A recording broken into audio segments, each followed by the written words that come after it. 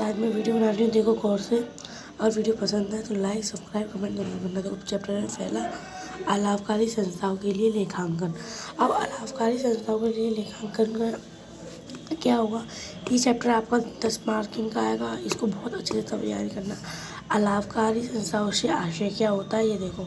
अलाभकारी संस्थाएं से आशय ऐसी संस्थाएं से है जिनका मुख्य उद्देश्य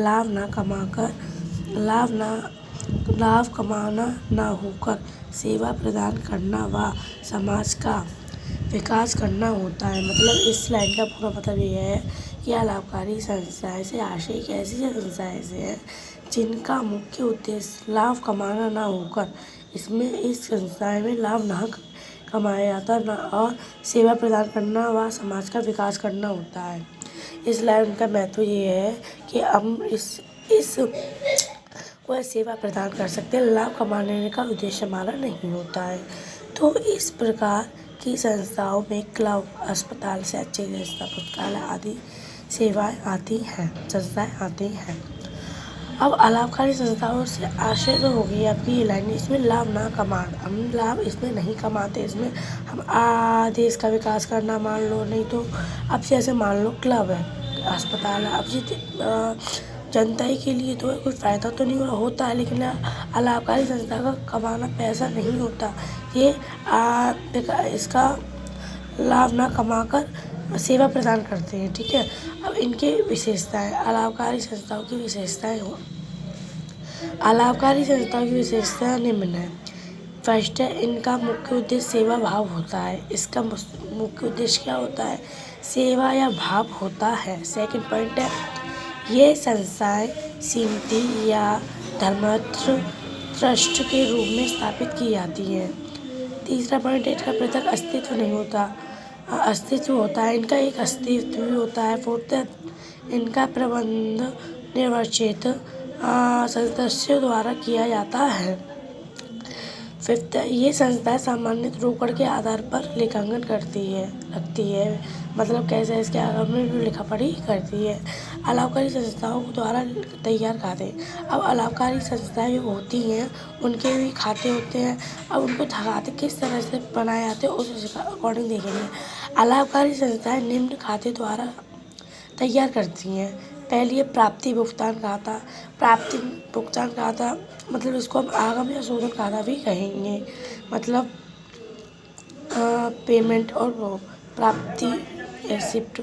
और सेकंड आय व्यय खाता और थर्ड आर्थिक चिट्ठा, ठीक है, बैलेंस शीट। अब प्राप्ति भुगतान खाता को आगम शोधन खाता कहते हैं। अब इसके बारे में देखेंगे।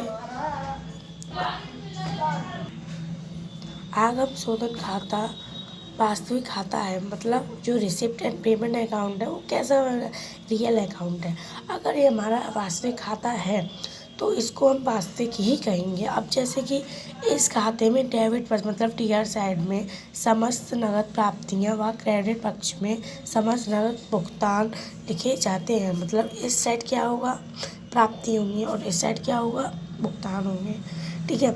अलाभकारी संस्थाएं अपने दिन प्रतिदिन एक लेन देन पहले रोकड़ वही में दर्ज करती है तथा रोकड़ वही की सहायता से प्राप्ति एवं भुगतान खाता तैयार किया जाता है। अतः यह रोकड़ वही की संक्षिप्त रूप है। मतलब अलाभकारी संस्थाएं में प्रतिदिन लेन देन होते रहते हैं, वह रोकड़ वही में दर्ज मतलब कैश बुक में दर्ज करती है, और कैश बुक की सहायता से हम रिसिप्ट और पेमेंट का क्या करते हैं, खाता तैयार करते हैं।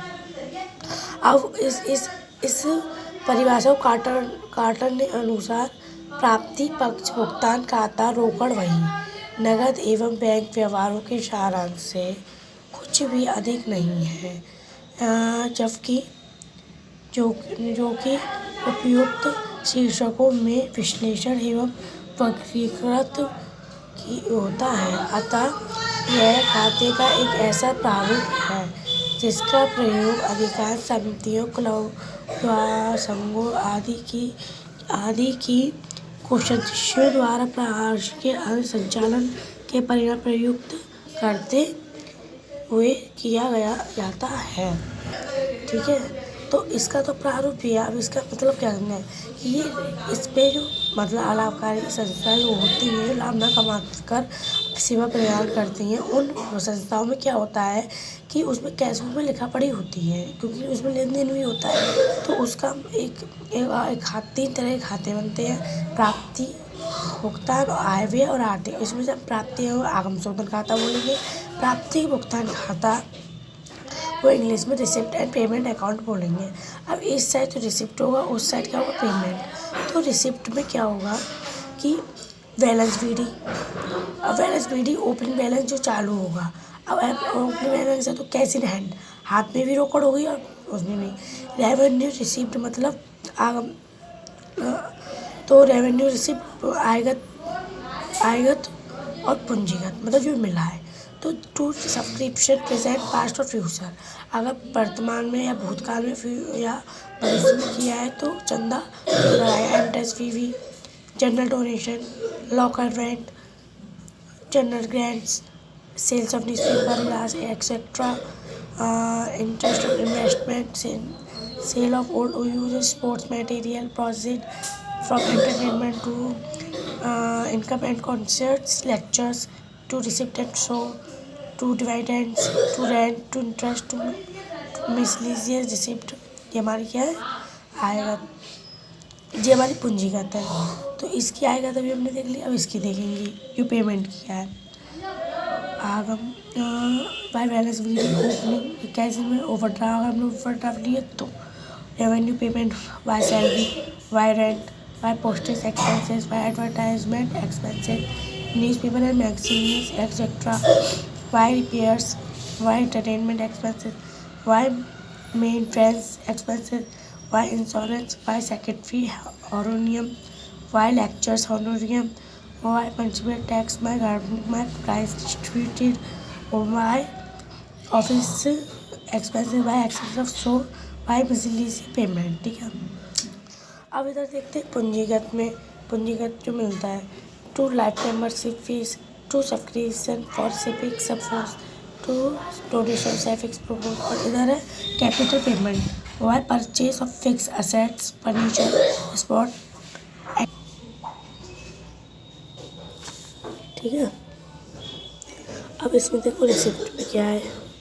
रिसिप्ट में देखो to grant to suffix purpose the interest fee non-requiring, to lakh cases, to endowment fund, to sales of fixed assets, to receipt of account special fund। अब इसमें प्राइस फंड भी हो सकता है। पेमेंट में investment, books, loan, repayment, building construction, balance C D, cash in hand, cash in bank, closing balance. ठीक है। अब आपको इतना तो समझ आ ही गया होगा। तो प्राप्ति भुगतान खाते की विशेषता, अब इसकी विशेषता भी होती है, क्या फ़ायदे होते हैं देखो। इस खाते का प्रारंभ में अंत रोकड़ शेष से ही होता है। स्टार्ट भी रोकड़ शेष से करेंगे और ख़त्म भी रोकड़ शेष से करेंगे। इसके डेबिट पक्ष में समस्त प्राप्तियां पूंजीगत या आयगत और क्रेडिट पक्ष में पूंजीगत आयगत लिखे जाते हैं, अभी बताई थी। ठीक है। और जैसे कि अभी मैं दिखाती हूँ, देखो ये आयगत है रेवेन्यू और ये पूंजीगत है। ठीक है। अब इसमें देखो थर्ड में, इसमें केवल नगद व्यवहारों का लेखा किया जाता है, मतलब कैश होगा, उधार किसी का रट्टा नहीं होता है इसमें।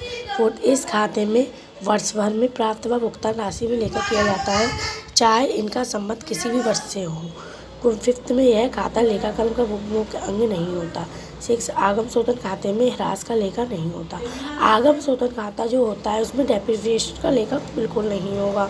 अब यहाँ तक आपको अगर वीडियो समझ में आई हो तो आप इसको प्लीज़ लाइक, सब्सक्राइब, कमेंट्स ज़रूर करना। Thank you.